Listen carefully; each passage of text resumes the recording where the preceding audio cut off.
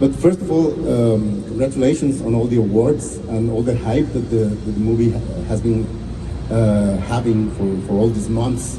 Almost a year since we saw it in Mexico, in the Guadalajara Film Festival. Ya es casi un año de que la pudimos ver en el Festival de Guadalajara. La película pues sigue en la cartelera, which is something amazing to see it still on the cinemas. I want to ask you, because I guess you didn't expect it, like the big success that this was. You don't make movies expecting them to be this kind of phenomenon. No hacemos películas buscando que sean este tipo de fenómeno. But was there something on this movie that you knew or that you suspect that was gonna connect with bigger audiences regarding like your past efforts? ¿Había algo que él sintiera que iba a conectar con un público más amplio, tomando en cuenta sobre todo los esfuerzos anteriores? Yeah, so this is a much bigger film than my previous films, but still it's a very small film, so we hoped that it would be bigger than my first film, Away. But yeah, like independent animation only recently has started to find like such a big audience, so yeah, we did not expect this. I thought it would like go to festivals, but it's actually like being, especially in Mexico, like a big blockbuster basically. So now I hope it's not the last time. I hope it's like the beginning of this wave, that more independent animation can like compete with the big studios. Dice que no era una película tan grande como sus películas anteriores. Away, que fue su película anterior, pues no tenía este tamaño, pero igual Flow es una película pequeña, que él esperaba que le fuera bien en festivales, pero no esperaba que fuera, él mismo se refiere a la película, un blockbuster. What did you know, what do you think that, like, since it's been traveling all over the world, and I think that we as humans tend to humanize animal behavior. Los humanos tendemos a humanizar el comportamiento animal. So what was that fine line that you drew when developing these characters, to be respectful of that animal behavior, but still knowing that humans were gonna be searching for meaning, you know, in what's happening on the screen? ¿Cuál era la línea entre respetar el comportamiento animal y de alguna forma también pensar que el público pues tenía que entender e interpretar las acciones de la película? There wasn't any like rules we set out. It was very instinctual. We wanted to have them behave like animals as much as possible, but also we're telling a story and telling like a personal story, and in some cases we needed to push them a little bit away from reality and have them make big decisions. But yeah, I think because they are animals, that makes us relate to them more, not less. If they would speak and they would walk on two legs, it would not be as emotional and we would not get as attached. So I think there's an innocence to the animals that we really care about, and it also gives us a fresh perspective on everything, kind of seeing it through the innocence of these animal characters. No quería ponerse muchas reglas. ¿Está bien que les vaya traduciendo? Okay. No quería ponerse muchas reglas, realmente. Quería respetar ese comportamiento animal y que los animales fueran animales en la pantalla de alguna forma, porque hay cierta inocencia en ellos y él cree que de alguna forma eso le daba frescura.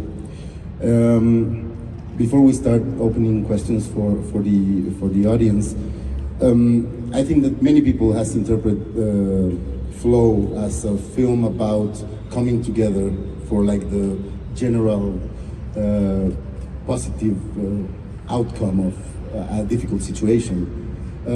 So was there any interpretation that surprised you when you were traveling with the film all over the world? ¿Había alguna otra interpretación más allá de pues, personajes que vienen de diferentes lugares para buscar un bien común? Did you find someone that was like so blown away that, or so far from this kind of interpretation? No, generally, like people around the world have had very similar interpretations. There hasn't been like a different reading in different cultures, which is great. It works for everyone. But there were some specific people, I don't know, they really read very deeply into the film about things I had not really thought about, just trying to like, they thought it's specific references to like events or history or cultures or religions, which I had not really thought about. To me, it's a lot more, I don't really articulate these things. I don't think about these meanings while making the film, and then when it's finished and I'm doing interviews, then I have to analyze it myself and try to figure out what it all means. But to me, when I'm making it, it's more about the emotion, the atmosphere, and I'm not really thinking about like a deeper meaning. But yeah, even like some people from our crew, like our producer, Ron, would think it's about like some like different layers of like spirituality I had not thought about, but I never kind of say no, it's not about this. I always let people to interpret it their own way, and but yeah, to me it's not about meaning, it's more about emotion.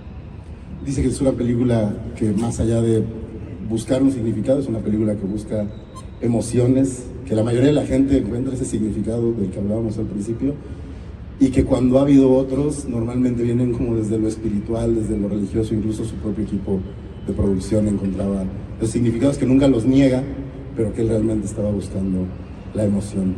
Vamos a empezar a abrir las preguntas al público. Sí, Hi, thank you so much. Welcome to Mexico. Well, one of the concerns that you have mentioned was climate change. I don't know if you can tell us a little bit about that, especially for children, because it's going to be probably more difficult for them than it's been already for us. And also about capybaras. They're really popular in Mexico among children. I don't know if it's the same in your country. Thank you. Yeah, I didn't really set out to make a message also regarding climate change, but it kind of evolved naturally through this story, because it's a story about a cat afraid of water, and to make it as scary as possible, we made it this big flood. But we don't really, I don't know an answer how to solve these problems, and in the story as well, we don't really give easy answers. Sometimes you have like an ending where everything is fixed and solved and you don't have to worry about things anymore. But we wanted to show that not everything can have an easy solution, and I think that's more close to real life. But I think this cat wouldn't make it on its own, but through this collaboration, they were able to make it through. But yeah, it's what was the other question? Capybaras? Yeah, capybaras. And the capybaras, I think they're very popular everywhere. I think like this. They're the third most popular animal now after cats and dogs, and they're just like, it feels like just the world is very unpredictable and scary, and people want to be like the capybaras to find that peace. So I think that's very aspirational, and yeah, I don't know, it just in Latvia as well they are popular, but we don't have them in Latvia, so. Yeah, that's probably my favorite character is the capybara. Bueno, en lo que preguntan por allá, a grandes rasgos, hablaba que no buscaba respuestas sobre temas del cambio climático, se le preguntó sobre ese tema, que realmente lo que buscaba era poner a un gato en una situación que lo rebasara, y que esta gran inundación pues representaba esa dificultad. Y pues ponerlo a colaborar con estos otros animales lo llevaba a entender que un gato que normalmente estaría asustado pues tendría más valor para salir adelante. Y sobre los capibaras, pues sí, que son muy populares también por allá por Letonia, aunque no los tienen. ¿Otra pregunta? Welcome to Mexico. I'm José Juan de Avila from Milenio. Congratulations, I've heard that you will become sir in Latvia. And congratulations. And after all your success with Flow, what means at this moment to be an independent filmmaker, and will you keep on being independent filmmaker in the future? Yeah, my next film is also like we're doing it in a similar way in our studio in Latvia. and this gives us creative freedom. And now it's really hard to tell like personal stories. I think in the bigger studios, everything is a sequel or a remake, and I really want to do something different, also different from Flow. I don't want to do the same film over and over. So yeah, I think I still have opportunities maybe to work in like maybe the Hollywood system or whatever, but I prefer to work independently and to just then I can control things and it's also nice to work with a small team that you know everyone. It's not like a big hierarchy. Like it's a very small team and we're all friends and everyone can have input.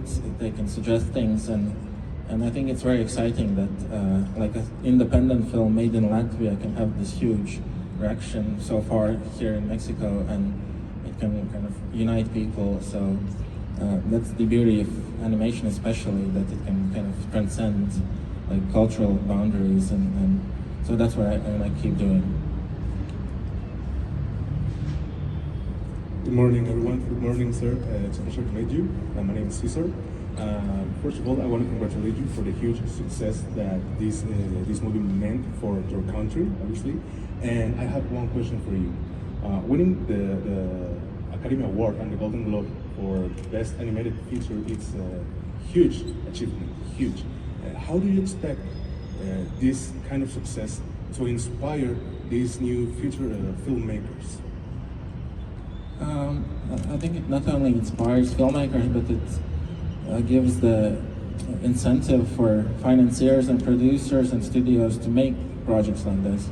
So I think there will be more opportunities. I've already heard from like other independent filmmakers who told me that now a lot of people want to meet them and support their projects, which might not have had the chance previously. But it's not just Flow. I think this is a growing movement. It started already a while ago, but it just reached this critical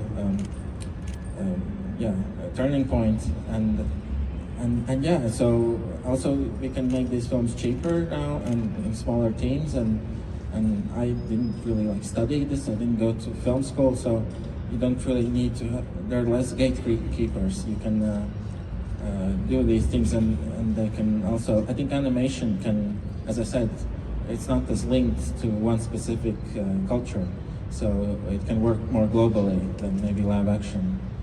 So there's a lot of potential, and I think there's going to be more and more of these films because just people want to see different types of films. We're getting bored of seeing the same franchises. So although there's room for both, it's not going to like change everything, but it shows that people want a variety of films.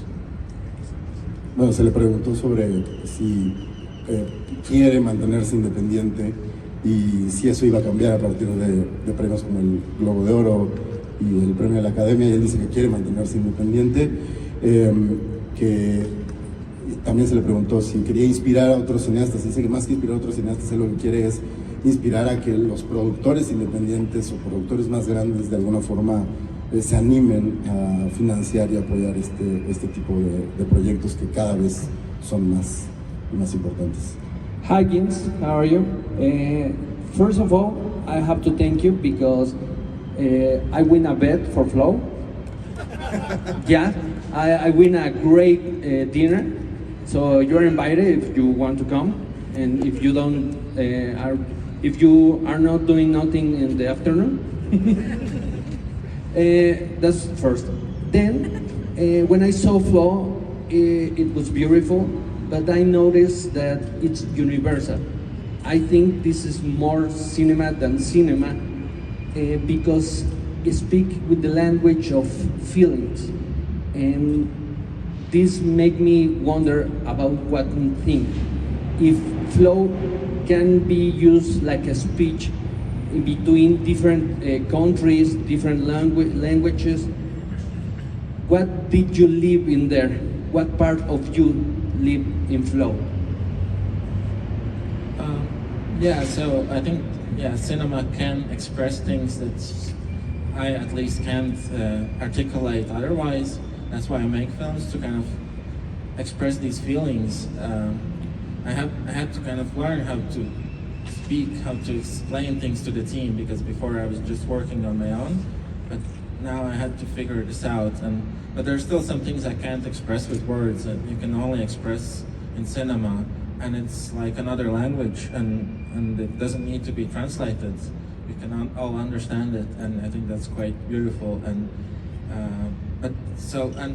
it doesn't even need to be explained. Like, if you watch the film, I think that's enough. You don't need, like, I like art that doesn't really need like an instruction manual, that you can like watch and understand. You don't need any context. You don't need to know the background of all these things. So I like when it speaks for itself.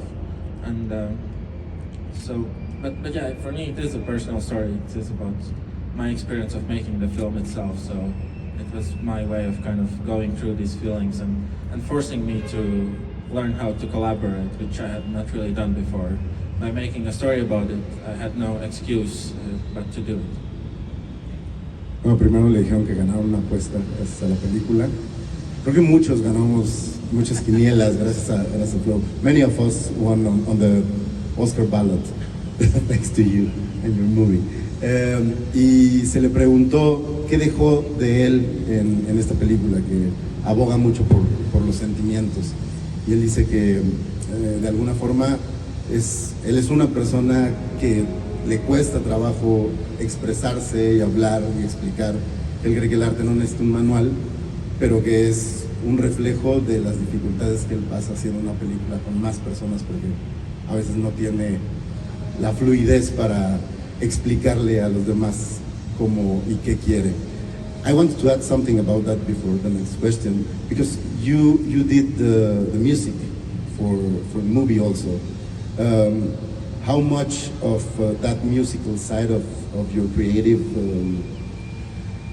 being also helped you, to translate your feelings and your emotions and your thoughts into what's on the screen? Yeah, Él también hizo la música. It's very important to me. Usually music is done quite late in the filmmaking process, but I almost start with the music and then build the story around it. Because it's such a big part of the experience. Sometimes when I used to work before on my first shorts, then I worked without music, and then we add the music and it makes a completely different film. So I wanted to avoid that, and I write a lot of music that doesn't end up in the film. So I create a lot of material and only use the best bits that work. So I didn't really study music. I write it electronically. It's very simple and minimalistic, but I think that's the music I like the most, which is very kind of simple, and I think simplicity can be a lot more stronger than like, if you can express something with less words, it can be more powerful as well. So, and that there's a crucial scene in Flow with the cat and the bird, and it's quite emotional, but I couldn't explain what it meant, but I could show the music to the team, and I think it's explained it a lot better than I ever could with words. And so, but it's also my favorite part of the process. It's so fast compared to animation. You can make a piece of music in an hour or two, and it's like, it has such a huge impact. And I enjoy making music just for fun, even now, if not for working. When I'm tired, I can make music, and it's very relaxing. And I'm already working on music on my next film, so it's again guiding what the film will be, and yeah, but it's also collaborative. So I do these initial themes, and then another composer, Gints Zilbalodis, also from Latvia, he would take these and really polish them and add more layers to it. So I like being very hands-on and do things my own way, but also I like collaborating and working with people who are much smarter than me and better, and I think it's the best of both worlds. How many hours of music did you compose originally for Flow? For Flow, it was more than 8 hours, and I think that in the score we have about 50 minutes. So yeah, there's a lot of outtakes. Maybe I can use them in other projects later, but yeah, it's a lot of variations. I'm not like, it's not everything is not original, but I'm just trying this piece in a fast way, in a slow way, and just finding happy accidents that I had not planned, but I kind of accidentally stumble upon. And I think it makes not just music, but everything is done this way, where there isn't like a very tight plan. I think you can do that in more smaller productions. You can be this flexible and try crazy ideas and not be judged by those. And so everything is more, we can take bigger risks. Bueno, antes de la siguiente nada más lo voy a traducir. Sobre la importancia de la música, que de alguna forma le ayudaba a explicar mejor a los animadores qué es lo que estaba buscando. En vez de darles palabras, les ponía la música y eso los llevaba a entender más las emociones que quería transmitir a grandes rasgos, que terminó siendo hasta 8 horas de música cuando realmente solo utilizó 50. Hello Gints, I'm Lalo, I'm with Filmelier. Congratulations on your film and its success. Well, I watched it 3 times and I can't wait to get my hands on the Criterion edition. I'm also with Filmelier Plus. I don't know if you know, we are the distributors of your film on VOD. It's available here in Mexico and various countries in Latin America and on Brazil. And I wanted to ask you, what do you think of the power that streaming has for your film to reach an even broader audience? We know it's been a huge success here in Mexico. It's been also a great success there on Brazil. What would you like to say to people that haven't watched it and could now watch it on Filmmedia Plus or other streaming platforms? I would prefer people to watch it in cinemas, but I think we got so lucky that we got both. I think ideally you would start with a big theatrical release, and I think Flow wouldn't have been what it is had it been just went straight to streaming. But once it has this momentum in cinemas, I'm very happy that it's also people have the ability to watch it. Also maybe in places where they might not have this opportunity, so I'm just I don't know, just hope people give it a chance. The good thing about streaming is that you can watch it with your pets, which might be more difficult in cinema. So I've seen so many great videos of cats and dogs watching it. So I would encourage people to watch it with their pets. Thank you. Sobre ver la película en streaming, dice que recomienda más verla en pantalla grande, pero lo bueno del streaming es que la gente la puede ver con sus mascotas. Here Gints, hello, how are you? Congratulations for your Oscar and all your wins. So tell me please, what does it mean for you to have your beautiful movie Flow projected in the Zócalo here in Mexico City? I think we need to talk about that. It's a huge plus. I think it's the biggest one that Flow must be projected, right? Yeah, definitely. Well, I've been traveling and promoting this film for a year since we premiered in Cannes last year. So after the Oscars, I actually decided to stop doing this and get some rest and actually work on my next project. So I was pretty exhausted. But when this opportunity came, of course I couldn't say no. And so this is the special, and I decided to come. And it's crazy. I don't know. It's amazing that it's reached this audience, and especially in Mexico, we had the most amazing response of anywhere in the world, and I hope it can kind of give some happiness or find some peace while watching this film. But it's crazy that such a small film can be here, and I hope this continues and can kind of create some cultural exchanges and kind of maybe many people hadn't heard about Latvia before. So I think it's really cool that cinema and art can kind of bring people together, and I can learn about Mexico and you can learn about Latvia, and I think it's really cool. Sobre la proyección en el Zócalo, uno que es algo muy grande y que de alguna forma le gusta que el arte pueda juntar a las personas y ponernos en la misma sintonía, básicamente. Por allá tenemos otra pregunta. Hi, Gints Zilbalodis from El Sol de Mexico. I got two questions. The first, I read that the movie increased adoptions from black cats, that historically black cats had a negative image. So as a filmmaker, what does it mean to you that through your film you're changing the perspective that the people had about black cats? And also, if you could talk to us a little bit about your upcoming movie, what's it about? What details can you tell us? Thank you.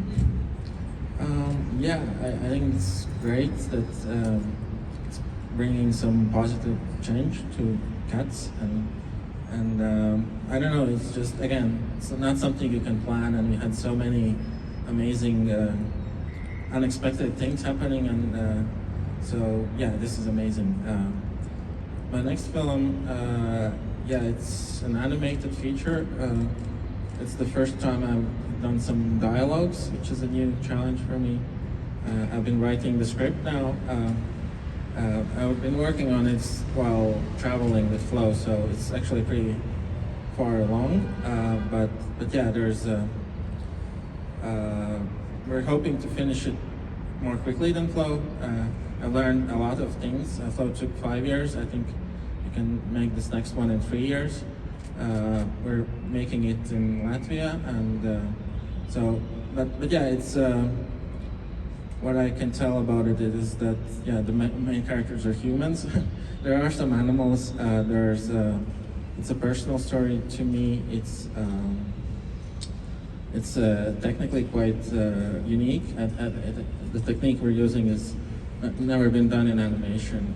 I can't really reveal it yet, but it's very ambitious and complicated, and will make it very immersive and like yeah.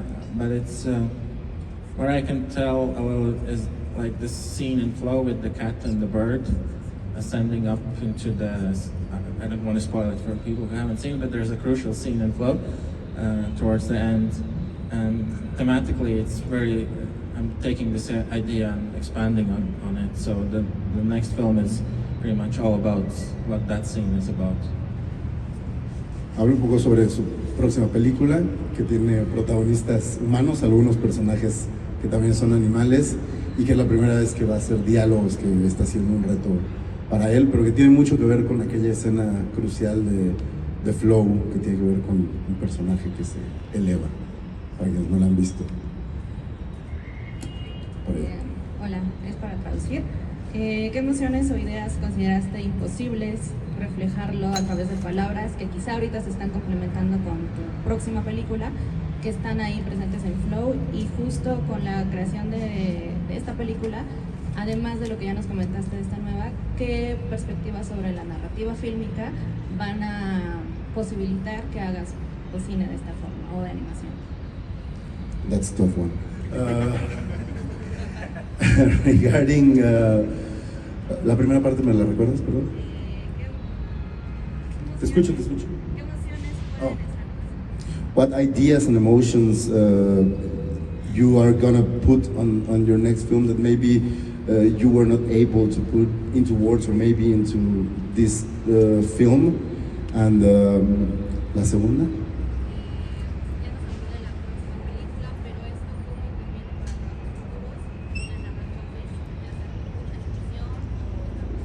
How do you think that the film narrative or the film language is going to change since this new movie that you're preparing? Do you think that animation is going to be like even more important now, or we're going to be watching more animated movies? Yeah, I think I can actually reveal the title of the film because yeah, it was revealed. It's called Limbo, my next film, and it's. Well, I'm happy that I wrote it before all the attention that Flow received, so it's not really, I think if I start now, there would be a lot more pressure to follow up the success, and it would be hard to do anything. I think I would be overwhelmed, but I wrote it before all that happened, so it is a film I would like to make regardless of the success or not. But in terms of the themes, it is about kind of characters being overwhelmed. So in a way, it kind of ended up arriving to that space naturally. So some of these feelings have been experience of making difficult decisions and kind of being kind of world kind of falling apart in some ways for me, or having to adapt to a new world, which is similar to Flow but in a different way. It's about characters being stuck in the middle basically, and not knowing whether to go backwards or forwards, and they have to decide whether to fix the problems they have back home or to go out into the unknown, into trying something new that's not being proven.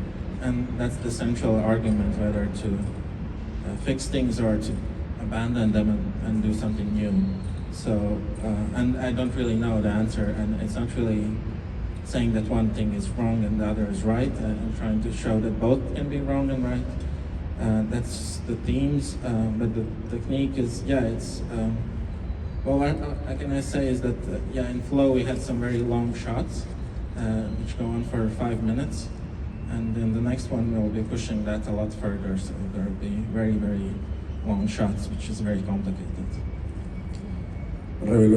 Dice que ya se había revelado el título de su próxima película, que es Limbo, y que trata sobre personajes que están atorados en un punto medio, tienen que tomar la decisión si lanzarse a lo desconocido o resolver los problemas que dejaron en el pasado, y que de alguna forma, así como Flow tenía escenas muy extensas, está buscando llevar eso más lejos y que sean aún más largas. Tenemos otra pregunta por allá. Hola, Luis de Toris de Spoiler Time. Hello, Gints. The question is, given the fact that you are screening your movie in the Zócalo, right here in Mexico City, non-Pixar movies or Disney movies has been screened on that way. So you have been a huge success.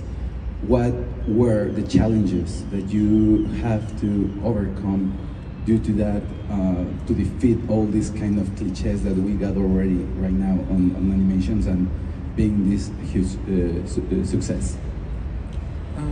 The challenges in terms of like finding an audience is that we didn't really have like the budget for marketing. So some of these bigger films have billboards everywhere and have like millions and millions of dollars just to promote it, but we didn't have this. And I think that's part of the appeal, that we're kind of this underdog in some ways, or that people want to support like independent stuff, and also like in the industry, like I think animators are excited that this will open up doors to make films, more personal stories, to like experiment with the technique, and also like make films in places where maybe there isn't like a big industry. So that's been part of the appeal of this film. And we got, it was very, I don't know, we were at the right place at the right time, and I think the themes resonate with people at this moment, and also I don't know, it just sometimes like it's beneficial to be like the underdog, and it's and that's also what the film is about. So I think it kind of, the story behind the film is kind of part of the narrative that appealed to the people. Bueno, sobre los retos de hacer una película que tiene que competir con grandes animaciones como las de Disney o las de Pixar, dice que el dinero para hacer promoción era uno de los más grandes, pero que espera que de alguna forma eso también haga que pues el cine animado independiente tenga más visibilidad, en resumen. Hi, Gints, Victor from El País México here. I was wondering, Mexico has a great advocate for animation movies, which is Guillermo del Toro, who is a big inspiration for young animation, but now they're also inspired by you. What would you tell to these young animation guys that are starting their careers to encourage and thinking that being in this media can be kind of difficult for a non-American filmmaker like yourself?